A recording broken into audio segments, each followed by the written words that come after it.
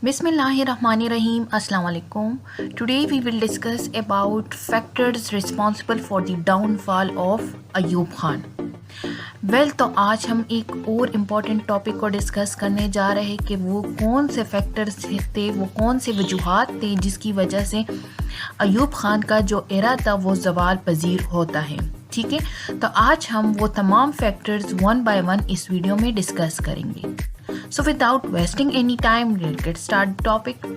So first of all, اگر events کی طرف دیکھا جائے، events from the 1968 to March 1969، تو اس ٹائم ڈیوریشن میں جو پولیٹیکل اسٹیبلٹی تھی that was more likely personalise rather than the institutionalise.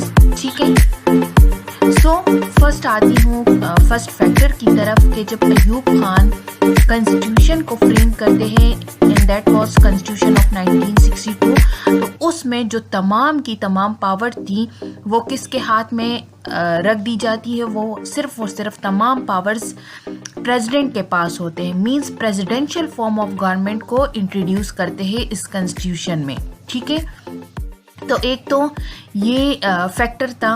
ٹھیک ہے، سیکنڈ فیکٹر تھا basic democracy system, BD system کا. ٹھیک ہے، اس سسٹم کو بھی بہت زیادہ چیلنج کیا گیا، اس پر کرٹیسزم ہوئی because the whole system was dependent upon the power of the Ayub Khan. اور اپوزیشن کیا چاہتی تھی، پبلک کیا چاہتے تھے، وہ پارلیمنٹری سسٹم کو چاہتے تھے اور ڈائریکٹ سسٹم آف الیکشن کو چاہتے تھے. یہ نہیں کہ BD ممبرس کو الیکٹ کریں گے. ٹھیک ہے، تو دوسری فیکٹر جو تھی وہ BD سسٹم تھی. ٹھیک ہے، تھرڈ جو ریزن بنی وہ تھی تاشکنڈ ڈکلیریشن.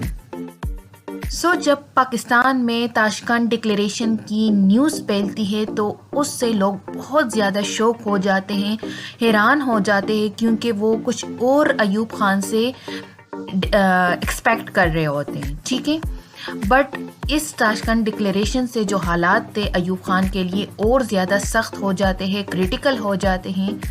اور بجائے یہ کہ ایوب خان عوام کو اس کی وضاحت دیتے اس تاشکنڈ ڈکلیریشن کی، انہوں نے کیا کیا؟ He went into seclusion instead of talking people into confidence over the reason of signing the agreement. ٹھیک ہے، تو یہ بھی ایک بہت بڑی وجہ بنتی ہے ایوب خان کے ڈاؤن فال میں. نیکسٹ فیکٹر ہے relations between the East and West Pakistan. جو 1965 کی وار تھی جو کہ ایوب خان کے دور میں لڑی گئی تھی، تو اس سے بھی ان دونوں ونگز کے بیچ میں جو گیپ تھی وہ بڑھ گئی تھی. مینس حالات بہت زیادہ خراب ہو گئے تھے، ریلیشن خراب ہو گئے تھے بٹوین دا ٹو ونگز.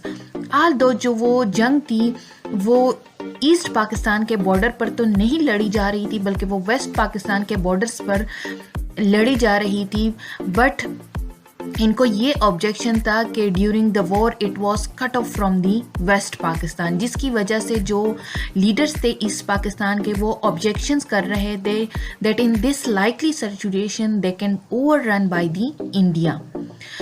جو ایوب خان کے خلاف جو ڈسسیٹسفیکشن تھی وہ بہت زیادہ پھیل چکی تھی ایسٹ پاکستان میں. ٹھیک ہے، in order to dispel the anger and misgiving of the people، Ayub Khan کیا کرتے ہیں؟ وہ ڈیسائیڈ کرتے ہیں کہ میں 4 جنوری 1966 کو عوام کو خطاب کروں گا. ٹھیک ہے، اس حوالے سے کیا ہوتا ہے کہ فیبرری 1966 میں اس کے بعد ایک کانفرنس منعقد ہوتی ہے جس میں تقریباً 7,000 پیپل اس کانفرنس میں شریک ہوتے ہیں، اور ان 7,000 میں سے اونلی 21 جو تھے وہ ایسٹ پاکستان سے تھے، ایسٹ ونگ سے ان کا تعلق تھا، جس کو لیڈ کر رہے تھے شیخ مجیب الرحمان آف دی عوامی لیگ پارٹی. ٹھیک ہے، he presented his controversial 6 points political and economic program from the East Pakistani.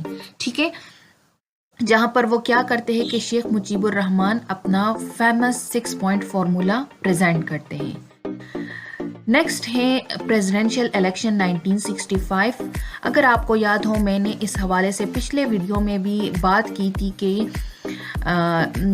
Presidential elections held ہوتے ہیں 1965 میں ایوب خان اور مس فاطمہ جناح کے بیچ میں، ٹھیک ہے، جس میں بہت زیادہ ریگنگ ہوتی ہیں. ایوب خان اس میں بہت زیادہ ریگنگ کرتے ہیں جس کی وجہ سے وہ تو الیکشن جیت جاتے ہیں، بٹ ان کی جو ریپوٹیشن ہوتی ہے، جو پرسنالٹی ہوتی ہے، جو امیج ہوتا ہے، وہ عوام کی نظروں سے وہ گرا دیتے ہیں، ٹھیک ہے. نیکسٹ ہے introduction of EBDO and PRODA laws. اس کے علاوہ ایوب خان نے کچھ اس قسم کے لاز بھی انٹروڈیوس کیے ہوئے تھے جس کے تحت انہوں نے تقریباً 7000 پولیٹیشینز کو فارغ کر دیا تھا، نااہل کر دیا تھا ان لاز کے تحت، ٹھیک ہے، کہ اگر کوئی politician corruption, nepotism, smuggling, black marketing etcetera میں ملوث پائے جاتے تو ان کو ان لاز کے تحت نااہل کیا جاتا تھا، ٹھیک ہے. تو اس سے بھی بہت زیادہ ایز آئی ٹولڈ یو کہ بہت زیادہ جو پرومیننٹ پولیٹیشینز تھے ان کو فارغ کروائے تھے. تو یہ بھی ایک ڈسٹرسٹ کی وجہ بنتی ہے، ایک فیکٹر بنتی ہے ڈاؤن فال کی طرف، ٹھیک ہے. نیکسٹ فیکٹر ہے اکنامک ریزنز. اکنامک ریزنز میں اگر دیکھا جائے تو ایوب خان کا جو دور تھا، آل دو کہ اس میں بہت زیادہ اکانومی بوسٹ ہوئی تھی، اکنامک ڈیولپمنٹس بہت زیادہ ہوئے تھے، بٹ اگر ہم ان کی انالیسس کریں تو اکنامک گروتھ جو تھی وہ کوانٹیٹیو حوالے سے ہوئی تھی، not in qualitative terms. Clear? دوسری بات یہ کہ اکنامک ڈسپیرٹی بہت زیادہ تھی. یہ نہیں کہ جو اکنامک ڈیولپمنٹ تھی وہ پورے کے پورے جو پیپل تھے ملک کے وہ ان سے فائدہ اٹھا رہے تھے، بلکہ جو تمام بینک ایسسٹ تھے وہ اونلی 22 فیملیز ان کو کنٹرول کرتی تھی، ٹھیک ہے. اس کے علاوہ جو فورن ایڈ تھی، تو جب 1965 کی وار ہو جاتی ہے، جس میں نے پچھلے ویڈیو میں بھی اس بات کا ذکر کیا ہوا تھا کہ 1965 وار کے بعد جو تھا امریکہ کا جو ایڈ آتا تھا پاکستان کو، جو ملٹری ایڈ تھا، جو دوسرے ایڈ تھے وہ بند ہو جاتے ہیں، ٹھیک ہے. تو اس حوالے سے بھی اکانومی بہت زیادہ افیکٹ ہوئی تھی. اس کے علاوہ ریپڈ گروتھ آف پرائسز بھی اس کے بعد ہو جاتے ہیں، ٹھیک ہے. تو یہ کچھ نیگیٹو پوائنٹس تھے جو کہ میں نے آپ کے ساتھ ڈسکس کیے، جو کہ ریلیٹڈ تھے to the down fall of Ayub Khan. Clear? Next factor ہیں اسٹرانگ اپوزیشن. جو تاشکنڈ ڈکلیریشن ہو جاتی ہے، اس کے بعد ایوب خان اور ذوالفقار علی بھٹو کے درمیان جو تعلقات تھے وہ بہت خراب ہو جاتے ہیں. ایون دو کہ جو بھٹو تھے وہ ان کے دور میں ان کے فارن منسٹر تھے، اس ایونٹ کے بعد بھٹو ان سے الگ ہو جاتے ہیں اور وہ اپوزیشن میں آ جاتے ہیں، ٹھیک ہے. کچھ ڈائنامک لیڈرز تھے جو کہ ایوب خان کے خلاف ہو گئے تھے. ان میں بھٹو، اصغر خان، شیخ مجیب الرحمان اور بشانی ایکسیٹرا اس میں شامل تھے. اس کے علاوہ جو عوامی لیگ پارٹی تھی اور پیپلز پارٹی تھی وہ بہت زیادہ ایسٹ اور ویسٹ پاکستان میں مقبول ہو رہی تھی، جس کی وجہ سے ایوب خان کا جو دور تھا اس میں ان کے لیے مسائل پیدا کر رہے تھے. لاسٹ جو فیکٹر ہے وہ میں آپ کے ساتھ ڈسکس کرتی چلوں، وہ تھا ریلیٹڈ تھا non political elements.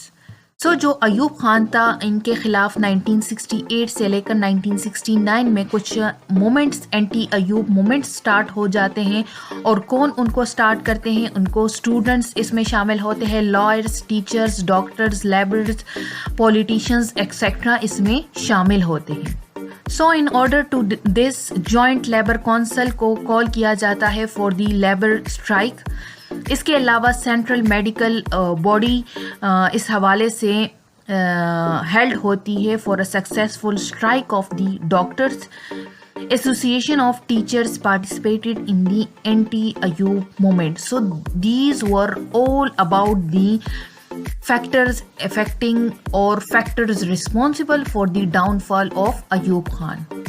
Stay tuned, keep watching, and if you like my video, do subscribe my channel and hit the bell icon. Thank you for watching my video. Allah Hafiz.